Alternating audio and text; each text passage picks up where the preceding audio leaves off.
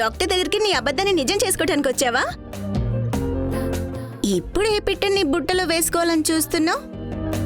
హో, కొంపదీసి మా ఆయనకు నిజం మొత్తం తెలిసిపోయిందా ఏంటి?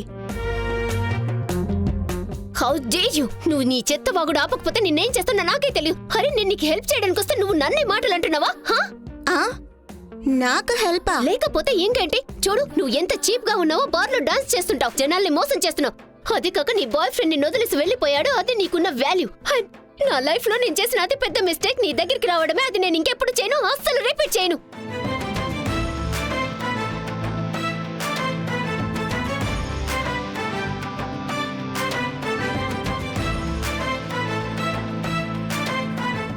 నువ్వు నన్ను ఫాలో చేస్తున్నావా?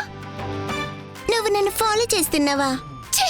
చిచ్చి, నేను మీ ఇంటికి కూడా రావాలి కదా. అండ్ చూడు, అందరికీ తెలుసు నా పేరు బబ్లీ కుమారి. అందరికీ మత్తెక్కించటమే నా పని కూడా. కానీ ఇప్పుడు నువ్వు బబ్లీ కుమారికి తన స్థాయిని చూపించావు. కానీ ఇప్పుడు నీ ఇంట్లో వాళ్ళకు కూడా నీ నిజం చెప్పి తీరాలి కదా. How dare you! మర్యాదగా ఇక్కడి నుంచి పో. లేదంటే లేదంటే లేదంటే లేదంటే ఇక్కడ చూడు, నిన్ను ఇప్పుడు ఏం చేస్తాను.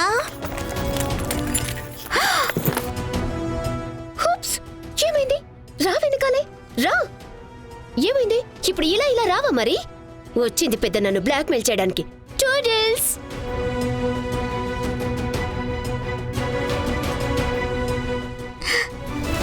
భలే దీటైన అమ్మాయి దొరికిందిలే.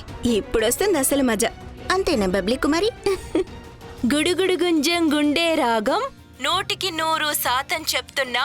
రేఖా ఏమా అందరి హీరో, మిగిలిన అందరూ జీరోనే. రేఖ చూసావా తల్లి, మేమందరం ఎంత సంతోషంగా ఉన్నామో. రేఖ, మేమందరం నీ రిపోర్ట్స్ చూసాం. నువ్వు చాలా మంచి పని చేసావు. ఇప్పుడు చూస్తూ ఉండు, రాఘవ్కి ఖచ్చితంగా బెయిల్ వస్తుంది. బెయిల్ కాదు అమ్మా, నేను రాఘవ్ మీద పడిన ప్రతి మచ్చను తుడిచేయాలి. అవునమ్మా, రాఘవ్ని ఇక ఎవరూ నేరస్తుల్లా చూడరు. ఈ రోజు మీ నాన్నగారు బతికుండుంటే ఆయన నిన్ను చూసి ఎంత గర్వపడేవారు కదా.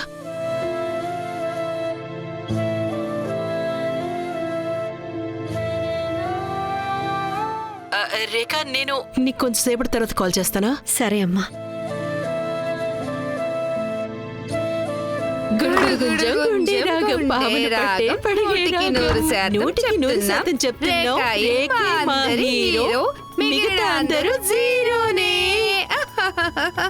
What's going on? మీ ముగ్గురు ఎందుకు ఇంత గోల చేస్తున్నారు? ఇక్కడ ఏ హ్యాపీనెస్ ని సెలబ్రేట్ చేసుకుంటున్నారు?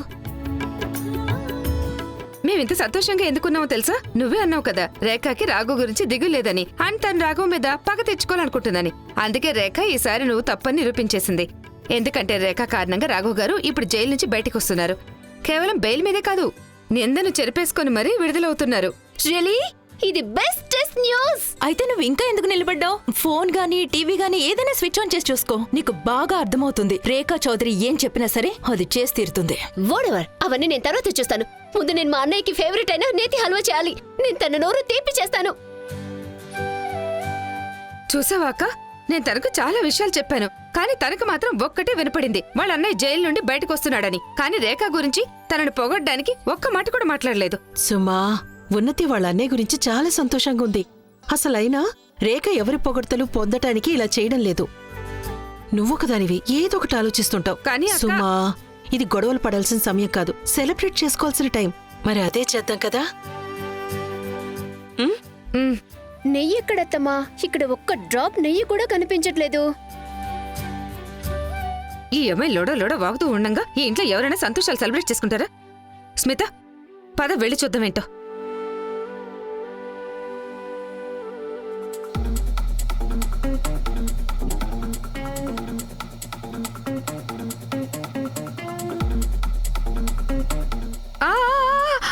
చాలా ఉన్నతి, డబ్బా మొత్తం పోసేస్తావా ఏంటి? చూడమ్మా, నెయ్యిలో హల్వా వేయరమ్మా, హల్వాలో నెయ్యి వేస్తారు. అరే ఇది మా అన్నయ్య ఫేవరెట్ హల్వా, సో ఇది ఎలా చేయాలో నాకు తెలుసు, మీకు కాదు. స్మిత, డూ మీ ఫేవర్, నువ్వు చకచక మార్కెట్కి వెళ్ళి ఆయన ఇంకొక నేతి డబ్బా తీసుకురా. How dare you! లేదు, స్మిత ఎక్కడికి వెళ్ళదు, అర్థమైందా లేదా? ఎందుకు ఎందుకు వెళ్ళొత్తాను? తను వెళ్ళదంతే. తను వెళ్ళాలి. నేనెందుకు వెళ్ళాలి? మరింకెవరు వెళ్తారు? నేను వెళ్ళాలి. అయ్యో, నువ్వే వెళ్ళాలి. ఏమైంది? ఎందుకు మీరందరూ ఎందుకింత అరుస్తున్నారు? నేను చెప్తాను. అక్క, నేను నీకు చెప్తానుండు. నేనే చెప్తాను. సరే చెప్పు. మీరు వాళ్ళని అడగండి. ఏమైంది తనకి? అక్క, తన నకరాలు ఖర్చులు అస్సలు తగ్గడమే లేదు. మహారాణిని చూడక్క, మొత్తం డబ్బా మొత్తం పోసేసింది. పైగా స్మితాని ఇంకా తీసుకురమ్మంటుంది. అయ్యో సుమా, తనకెలా తెలుస్తుంది చెప్పు? మనం తనకి ఎప్పుడైనా దీని గురించి చెప్పామా? అసలైనా 25 లక్షల అప్పు ఎలాగో ఉంది కదా మన మీద. మరి దానికి ఇంకొంచెం అప్పు చేస్తే ఇంట్లో మనశ్శాంతి ఉంటుంది కదా. అంటే చిన్నదే అయినా సరే ఇంట్లో కొంచెం నవ్వులు వినిపిస్తాయి అంటే అప్పుడు పెద్ద తేడా ఏముంటుంది కదా. అలాగా? అయితే మీరు నాకు తెలిసొచ్చేలా చేయాలనుకుంటున్నారా? ఈ ఈ- ఈ సమస్యలన్నీ నా భర్త వల్లే వచ్చాయనా? అందుకని నేను నా కళ్ళు నోరు అన్నీ మూసుకొని కూర్చోవాలా? అయ్యో లేదు సుమా, నా ఉద్దేశం అస్సలు ఇది కాదు. నేనేం చెప్పాలనుకున్నానంటే మనందరం ఒక కుటుంబం. ఇందులో కష్టాలు సుఖాలు మన అందరివి, ఎవరివో కాదు. నువ్వు తప్పుగా అనుకుంటున్నావు సుమా. వదిలేండి అక్క. ఈ రోజు మీరు మీ కోడలి వైపు వకాలు తప్పుచ్చుకుని నిరూపించారు. మీ దృష్టిలో మీ అసలు కుటుంబం ఏదో ఎవరు కాదు. స్మిత, వెళ్ళు. ఈవిడ కోడలి గారి కోసం నెయ్యి, బాదం, జీడిపప్పు ఏది కావాలంటే అది. తప్పంతే మందే కదా. కాబట్టి ఆకలితో చావాల్సింది మనమే. నువ్వు ఎందుకు ఇలా మాట్లాడుతున్నావు సుమా? సుమా పద స్మిత. సుమా సుమా నేను చెప్పేది విను సుమా.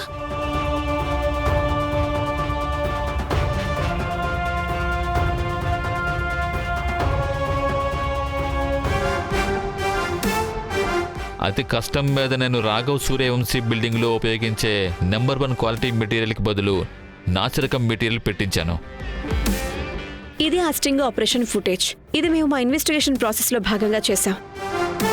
ఎలా? రేఖ ఇది ఎలా చేసింది? నిజం చెప్పాలంటే నేనే చాలా ఆశ్చర్యపోయాను. కన్స్ట్రక్షన్ బిజినెస్లో అంత పెద్ద పెద్ద వాళ్ళతో ఫైట్ చేయడం, అది కూడా ఒక మామూలు ఆయుధంతో, పైగా అది వాళ్ళకి అసలు తెలియకుండా. ఇది అసలు చిన్న విషయం కాదు లాయర్ గారు. కానీ అసలు నేను ఎందుకు ఆశ్చర్యపోతున్నాను? తను ఇలా చేయడం ఇదే మొదటిసారి కాదు. రేఖ ఇలాంటివి చాలా చేసింది. లాయర్ గారు, ఇది మామూలు రిపోర్ట్ కాదు. ఇది ఎలాంటి బాంబు అంటే ఒకే ఒక్క దెబ్బతో అబద్ధాలు మోసాలు అన్ని గాలి మేడల్లా కూలిపోతాయి. ఎస్, చూస్తుంటే మీరు జడ్జి గారు ఇద్దరూ ఒకేలా ఆలోచిస్తున్నట్టున్నారు. చూడండి, ఈరోజు శనివారం, కోర్టుకి సెలవు. అయినా సరే జడ్జి గారు మనకి ఆ రిపోర్టు సబ్మిట్ చేయడానికి పర్మిషన్ ఇవ్వటమే కాదు, దాంతోపాటు మిమ్మల్ని జైలు నుంచి విడుదల చేయమని ఆర్డర్స్ కూడా ఇచ్చారు.